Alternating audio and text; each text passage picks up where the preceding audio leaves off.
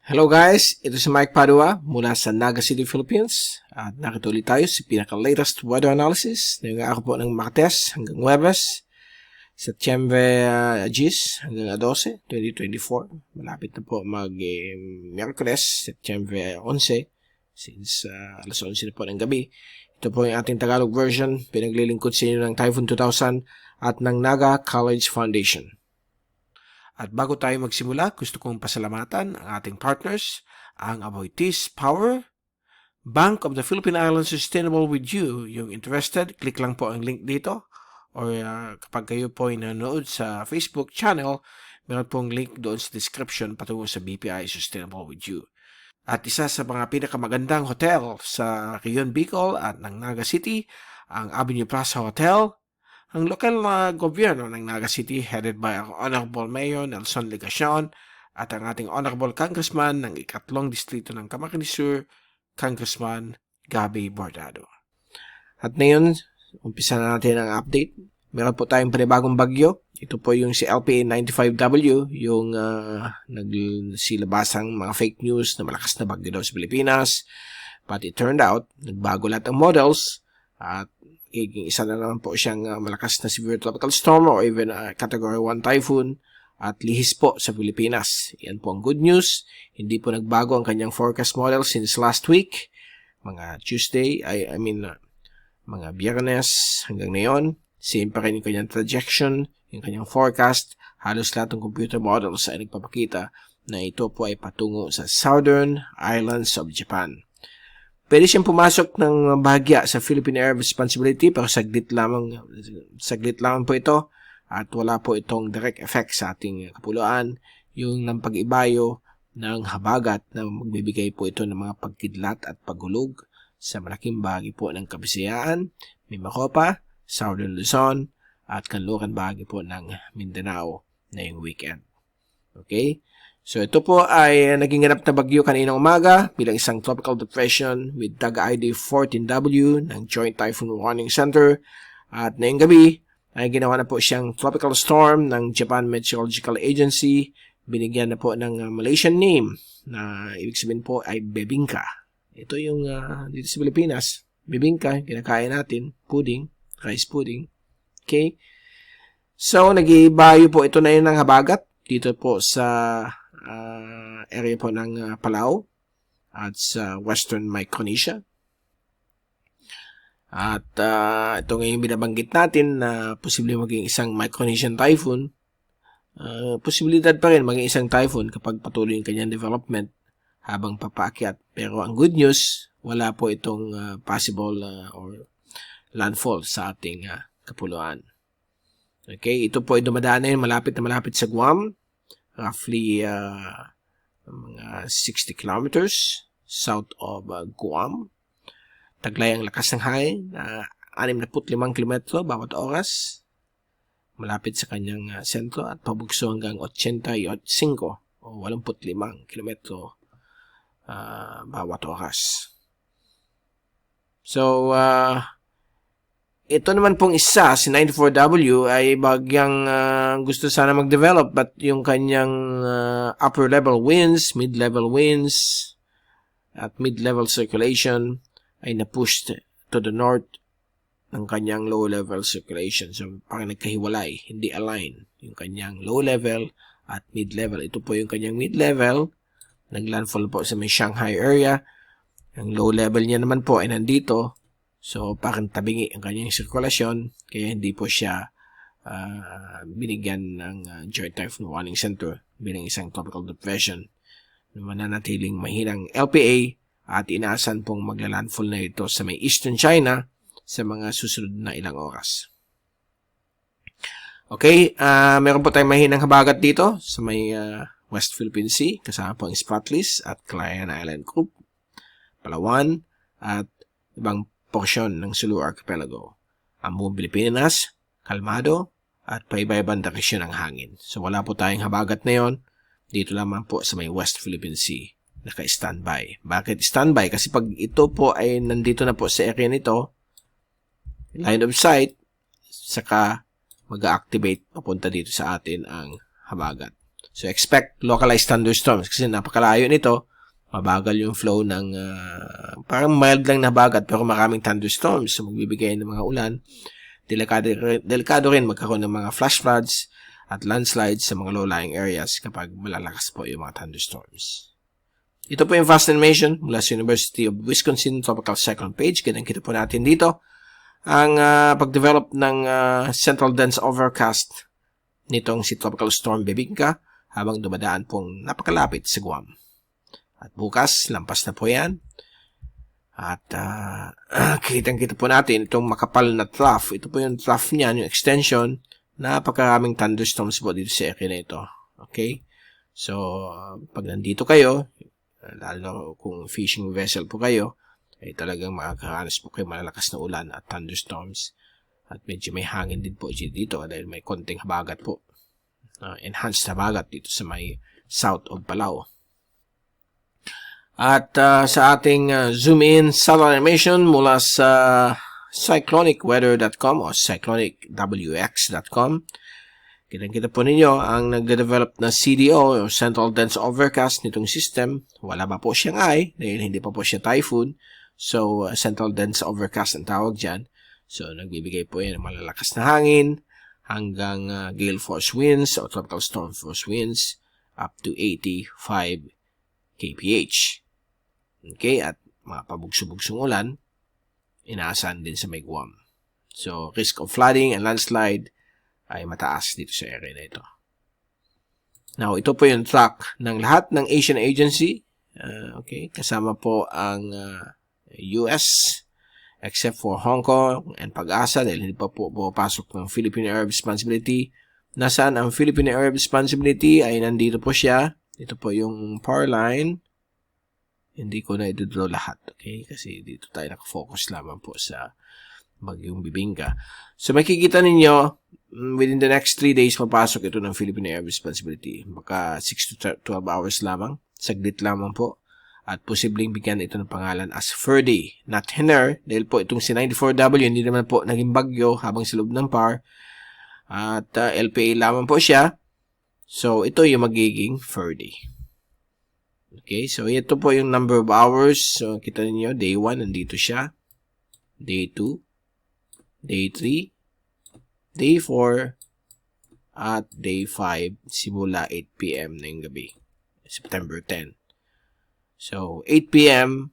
ng September 13, pasok siya ng PAR. Bagya, bibigyan pangalan ng Ferdy. Labas ka agad.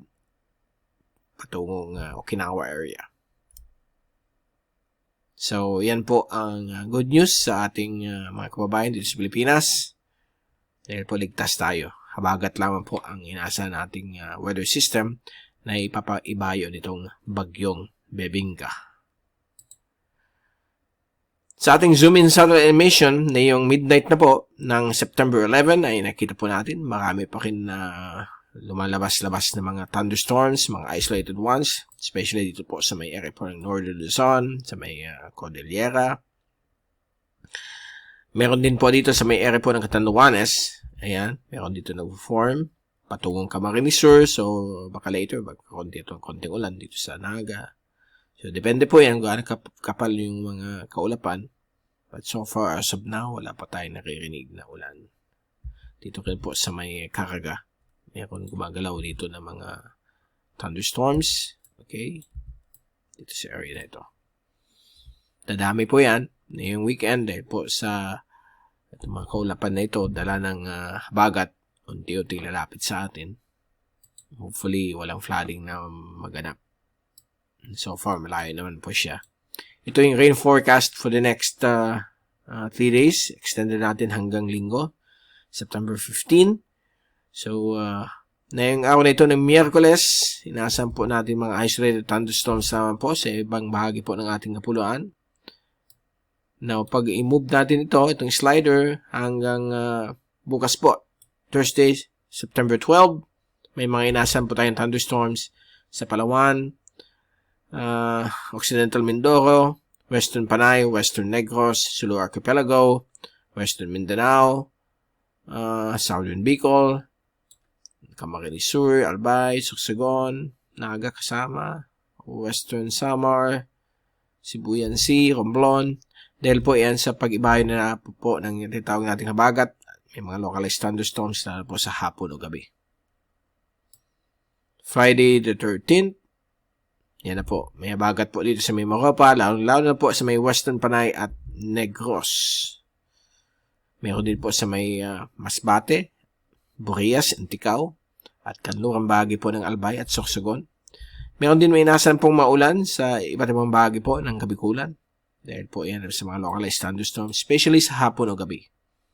So yung mag-a-attend ng translasyon session dito po sa Naga City, mga nanonood na yon, magdala lang po ng payong dahil may mga inasahan po tayong thunderstorm sa hapon o gabi.